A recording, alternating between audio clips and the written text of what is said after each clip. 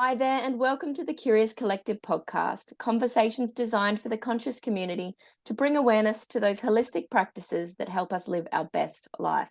So tap into the wisdom and knowledge of our guests to heal, transform, and live as your true soulful self. I feel very privileged today to have with us the beautiful Beck Emmett, and she is from Rising Energy Therapies. Now, I actually met Beck this time last year at the Mind Body Spirit Festival. We bonded over the fact we both own gorgeous Rottweilers. So Beck is also a Rottie owner, and we chatted about how amazing they are, and we became instant friends. So we have been meaning to record this since we met. So it's really great that I could finally have you here, Beck. And I would love you to please introduce yourself and what it is that makes your heart sing. Okay, so hi everyone. Animals. Animals are the thing that make my heart sing, but also helping people with their animals is what actually makes my heart sing. Rising Energy Therapies is pretty new. I basically work with animal kinesiology at the moment, and my dogs are the reason why I'm there. So I want to give people, empower them and help them with their animals, but also give animals their voice. Helping them with their animals lets me work on them with the kinesiology and then step into that communication aspect of it as well. And also give the animals the voice to let the humans know what's going on behind the scenes and what they're wanting. It works across a lot of different areas. So I don't just do kinesiology. I do the animal communication as well. There's a lot of intuitive sessions that come through that as well. Yeah, it's just a lot of different little elements that all come together to make it a big element. Absolutely. And my favorite thing that you said just then, and it had a lot of power behind it, so I'm going to say it again, is giving the animals a voice. Yeah, Thank yeah, you. yeah. Thank you. Thank you. That's something I've uh, really looked at and really pondered over with what I'm doing and the work that I'm trying to do. And the underlying thing is always about trying to give them a voice and bring through that heart connection that they have with their people. Mm, So that's what it's all about. It's like getting people to understand that heart connection and what that means. So a lot absolutely. of people actually don't get it. They don't get what their animals are there for them for. So, Mm, and that it's that heart connection. mm. So it's the purity of it. But, we know our animals are not well all the time. We also know our animals mirror us a lot. So there's that aspect of it that you want to bring through where you can help them heal, but also help their people heal at the same Yeah. time. Yeah. I love that you've just said that, and listeners go back and listen to it because I don't feel like a lot of people do know that their animals mirror them. So this is like a deeper awareness that people can Oh, explore. So is your is your animal, displaying particular behaviors? What could that mean? anxiety? Anxiety. So many people at the Mind Body Spirit Festival would come to you, and the first thing they'd say is, I've got an animal with anxiety. And it's like, okay, what's happening in the household? What's happening in your world? Have you got anxiety? And they go, oh, yeah, there's anxiety in the house. And it's like, okay, your dog is bringing it out, or your cat's bringing it out to show you what's happening because Mm. they're not understanding from a deeper level of what's actually happening with that. So yeah, Yeah, it's because also they aren't aware at a deeper level of themselves. So, yeah, perhaps the animal could be the catalyst for them developing a deeper awareness of self. And that's a beautiful gift. that's actually really true. So our animals bring through issues, so illnesses and issues, so that their person has to look at it, has to deal with it. And in dealing with it themselves, and they won't necessarily deal with it for themselves, but they'll deal with it for the animal. Mm. So they'll look at it because the animal needs it to be looked at, but they wouldn't look at it for themselves. So trying to bring that connection through is kind of what I'm trying to do. It's about empowering people to see what their animals are actually doing for them. Absolutely. I guess the Yeah. animal itself is like you know, that achy shoulder you've had for months and months that you've been ignoring and you're not paying attention to it. It's like, you know, my animal is also trying to communicate to me. So it's this you know, wake up type Yeah, thing going on. absolutely, absolutely, 100%. And a lot of times when they're coming through in a kinesiology session, I'll be clearing issues that they might have or stress or something's going on with it, and they'll start talking and releasing. So that's the other thing that I do is actually release emotions and energy that they can't release for themselves. And that helps the animals just calm and just go into these really deep spaces that people then are able to go, oh my God, you made such a difference there. I love that. I Yeah. love that. Now, I do want to know your journey as to getting to where you got to, but before we tap into that, what is kinesiology and how does that work for the animals? Okay, so kinesiology is a really structured process of energetic healing. So it uses muscle testing. Obviously, with animals, that doesn't work quite at the same as what it would be for people. So kinesiology actually goes in and releases stress and brings the body back into harmony and balance. So that's what our aim is with kinesiology, is to bring the body back into that harmony and balance and make sure that they're moving in the right directions. So with their stress release and with whatever they've got going on in their body. So kinesiology can delve into a lower level, a upper level, or a middle level. You know, there's all these different levels. So there's different layers of stress, and each layer goes down in depth to where they sit in that. So yeah, it's a brilliant energetic modality, and I learnt on people, but I've brought it across to the animals. So Oh, I when love I that. when I when I use it with animals, I'm actually surrogating the animal for myself. So I'm Mm. actually muscle testing myself. So I'm still getting answers through the muscle testing, but it's also really intuitive as well. Yeah, that's really cool. It's amazing, this quantum realm where we can tap into this Oh yeah, beautiful healing. It just blows yeah. my mind daily. Yeah, so you weren't always doing what you're doing now. We would love to know how it is that you got to be on this podcast with us today. Like, where did this start for you? Okay, so I was an admin manager for a lot of years. And was pretty unhappy in that situation. And I had some big things happen in my world back in 2018.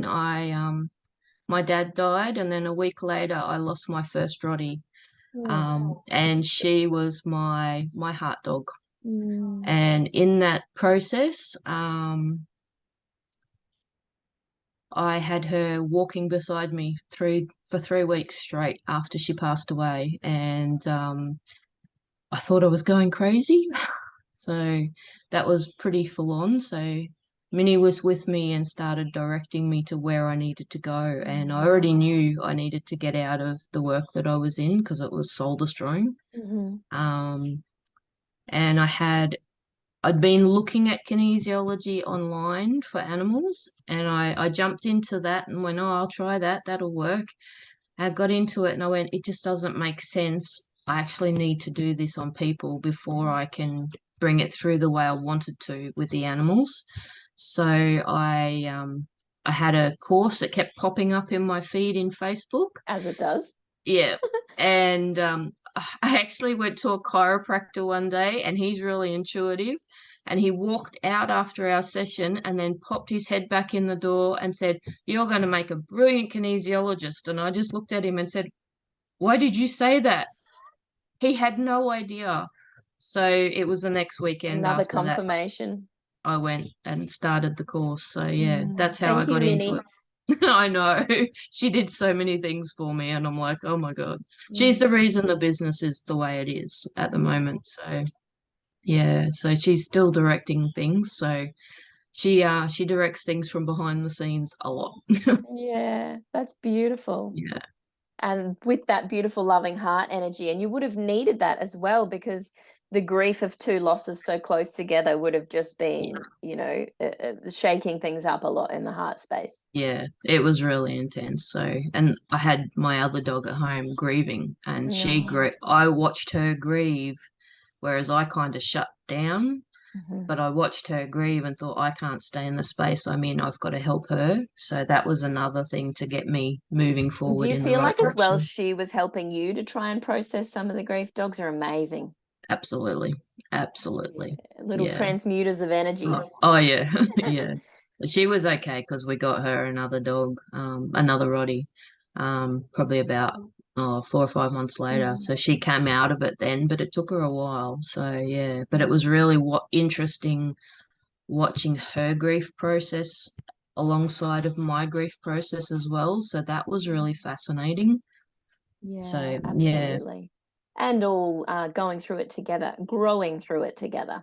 yeah, yeah, definitely. Beautiful. And changing it changed the way, completely changed my whole outlook on how my animals are and what I want to do with my animals and how I want to connect with them. So it was a really fascinating thing to go through. And now it's like, okay, I watch other people grieving for their pets, and it's like I've got this experience from and this wisdom that I can share as well. Yeah. So that's another thing I really want to bring through and support other people with as well. Yeah, it's giving you that depth in your delivery as well. Yeah, Yeah, through sitting with it and experiencing all that it yeah, was, yeah, which a lot of us just go, okay, block it out, carry on. What can I yeah. distract myself with? Yeah, and it's the direction I needed to go in, and I'm not sure where it'll end up, but it's like evolving into its own thing at the moment, so it's really quite unique. Hmm. So yeah, And you did share with me before the call that you've started dabbling in some other modalities to add to your oh kinesiology. Would yeah, you want to talk into that a little bit? yeah. Well, I've just started the first week of cranial sacral therapy, so it's biodynamic, so it's a little bit different to normal cranial sacral. As it brings in a lot of the spiritual aspects and emotional elements into the work as well. So, but that will be coming across to the animals. I've already started using it on my own dogs as well. Mm. So that's a 2 year process. So it's long term. I don't think our listeners will. I haven't had a guest on yet that talks into it. I'm planning on having that, but our guest wouldn't even know what craniosacral therapy is. So if you did want to shed a little bit of light on it, that would be super cool. Or why you chose it, why this was the modality that spoke to you. Yeah, okay. The modality spoke to me because I've gone with the kinesiology, I've gone very spiritual, very remote as well. And Mhm. I've been looking for a bodywork modality that I can bring through that works with the animals that's really effective. I've tried a couple of different things. I've tried Bowen therapy, I've tried massage, and I get halfway through them and think, nah, this isn't quite right. So I've Follow been your gut. looking, yeah, looking for what is going to work. And then I actually went and had the cranial sacral therapy done to myself for my own issues. And I was blown away with what I was feeling while I was on the table. And then when I got offered to go and start the training, I was like, okay, I need to see what this is about.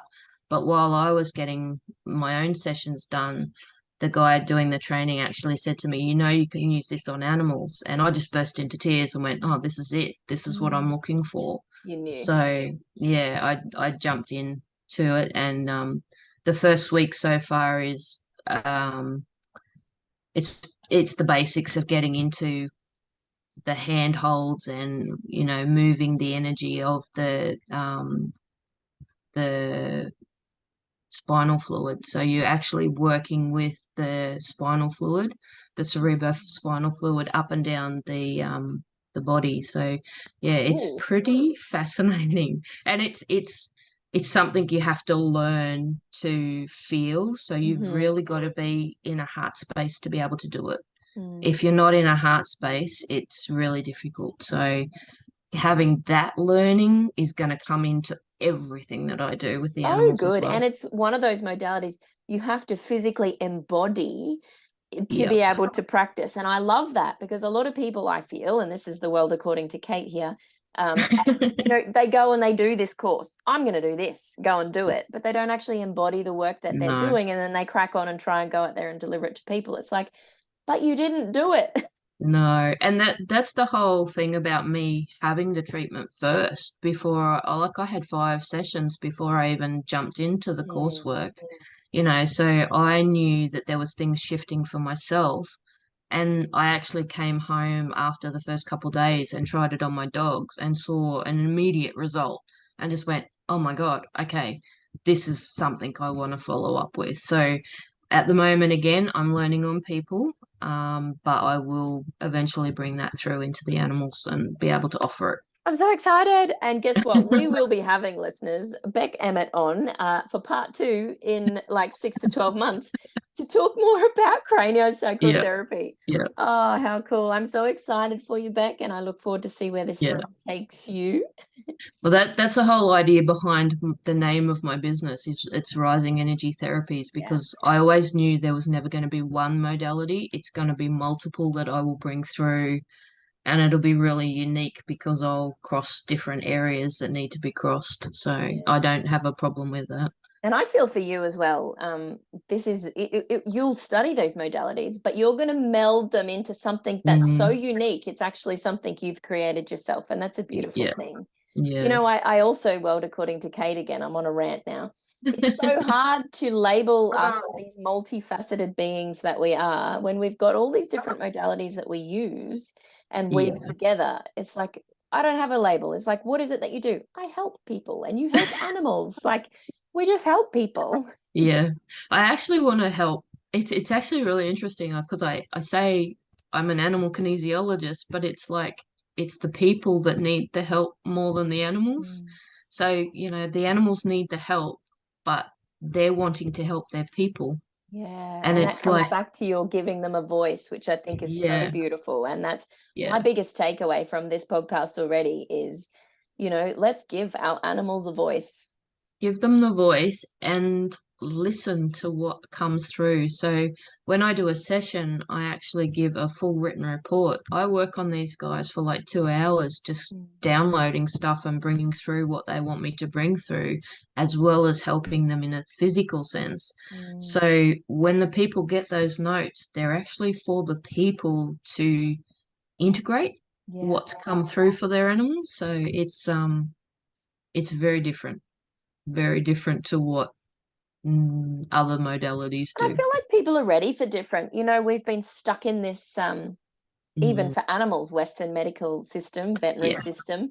It's gross. You take your animal there, they have no idea what's going on. They're just guessing. So let's give the animals a voice. Let's communicate yeah, with them. Let's learn all individually also how to communicate with them. absolutely, Way. absolutely. And the other thing is, I would love to be able to work alongside veterinary practices Mm, and support both animal and client, like the person, at the same time, because when they're going through those really tough times, they've got no support. yeah, Nobody offers that support for both, for the animal and the person, when they're going through an illness or an injury or, a dog's been attacked or something's happened. yeah. So that I would like to step in and have a vet recognize that this work is really, really valuable. Oh, absolutely. How good. Yeah.